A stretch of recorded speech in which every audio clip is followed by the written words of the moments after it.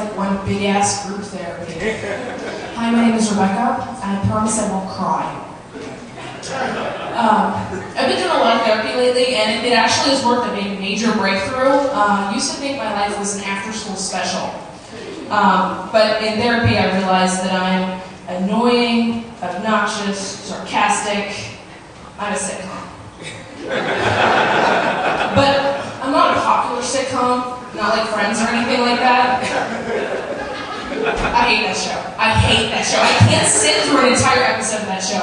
I have already decided if I am incapacitated in the hospital and it comes on, just so I don't have to watch it, I'm going to bite my own tongue off and pass out from blood loss. It's great. My buddy's in the audience tonight. He was totally stoked to come out here. I hate to break it to you, but when I told you about this gig, I didn't know the difference between the bar being open and an open bar, so I don't think you're going to be my friend after the show when you see your bar tab. Maybe you're drunk enough and it's really funny. Okay, so I have really bad luck when I go to bars with my friends. I went to the bar this one time with my one friend, and I turn to her and I go, I don't know if you want to drink that. Your ex is bartending tonight, and he's got this wicked bad canker sore. And she goes, what? I said, congratulations, now you have herpes. When I get blown off like that, I'm not taken seriously, it made me really depressed. I was so depressed that I thought my pets hated me and my toilet was sick of my shit. So, I went to go see my therapist, and she had me make a list of people that you can't take seriously. Like, mall security. Or, okay, park rangers. It's what happens when you mix a hippie and a fascist. The tone deaf who swear they're going to be the next American Idol. Yeah. Anyone wearing a muumuu. I can't focus on them. I'm so focused on the yards of floral fabrics. Anyone with no volume control. Or the meek. One day we will roll the earth, if that's okay with you. The deeply shallow, and anyone who does not understand oxymorons. 90% of you are on my list! But don't get back, I'm on the list too. I'm an assistant manager. That means I get to repeat what the boss says with mock authority. I have no respect for the guys who do online dating and send me pictures of places instead of faces. Live up to your screen name, Big Dick 69. I did figure out some people you should take seriously. Anyone in your house with a gun, even if they're mall security or park rangers. Unfortunately, I feel like the whole thing was an exercise in futility because instead of feeling like I fit in with this bunch of social retards, I realized I'm an intolerant bitch. And with my wonderful personality, I've gone through lots of jobs. The worst one I ever did, I was doing pest control. And it totally clashes with my religion. The Buddhist doctrines basically say I'm going to be reincarnated as an entire colony of ants, one by one. And my 8th grade bully is going to be reincarnated with a magnifying glass. The worst part about the job is I actually really like bugs. Okay, I really like bugs, but I don't like living with them. If I have a spider in my apartment, I kick him out, but I give him cat fare so he can travel in style. I unfortunately cannot travel in style. I am incredibly poor. But unlike most poor people, I don't blame George Bush. I blame my boss. He is a cheap bastard. Yes, he blames George Bush. But I have this great money-making scheme. It's fantastic. You know those people who are suing McDonald's because they swore made them fat? I am currently suing my elementary school. You see, I learned how to count and basic math by counting and eating M&Ms. And unfortunately, the only thing I got good at was subtraction. Became a total crutch.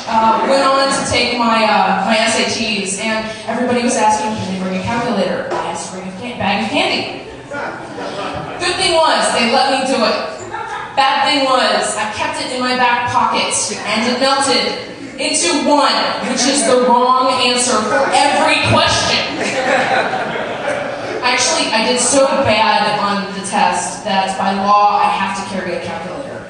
I was pulled over by the cops, and the officer asked me for license, registration, and proof of mathematical competence. All I had was an abacus. But he let me off easy as he got that joke.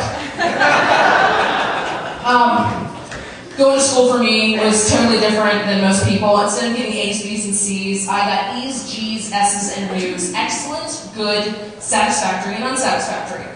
All I knew as a kid was if I brought home any U's, my parents would kick the S out of me.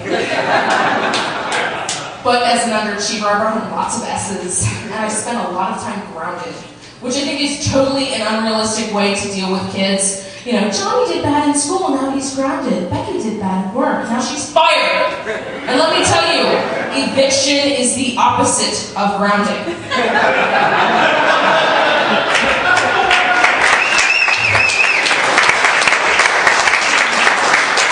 It was rough. I'll tell you, as an adult, you can't react the same way you do when you're a kid. I was in my car, I was listening to my iPod, just cruising down the highway, and I looked at my rearview mirror, and this guy is just staring bullets at me. He is just glaring at me. So, with the self-restraint of a preschooler, I stuck my tongue out at him. He rode my ass the whole way home. I was really scared. So I get home, pull in the driveway, take my earphones off, get out of the car. He gave me a ticket, that asshole. High school was crazy. I mean, like, it taught me nothing. In my high school class, I was voted most likely to star in her own comic book. That's taking me seriously. We did have the one guy who was voted most likely to succeed, and I hear he's doing really well right now, you know, but basically for the rest of us, that meant we weren't expected to do shit. He right now is managing a car wash, living a sweet life. Go home, new car fresh every night. You guys have been an awesome audience. I'm hungry. I'm off to do some subtraction.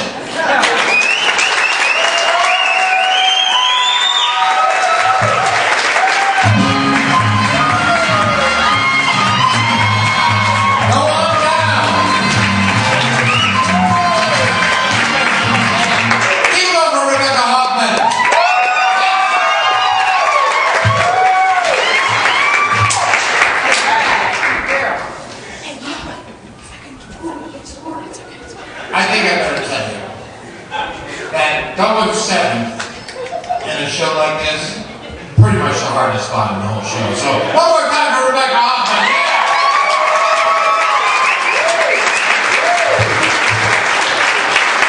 You guys are a great crowd. We got 2 more fine comedians to perform for you tonight, and our penultimate comedian. I don't know how to say this. I'll just say it and get it out. When she first came to the class, I wasn't really sure how she was going to do. But she worked very hard over these past few weeks. And now I'm proud to present a close, personal friend of mine. Make some noise for Kate Cooper!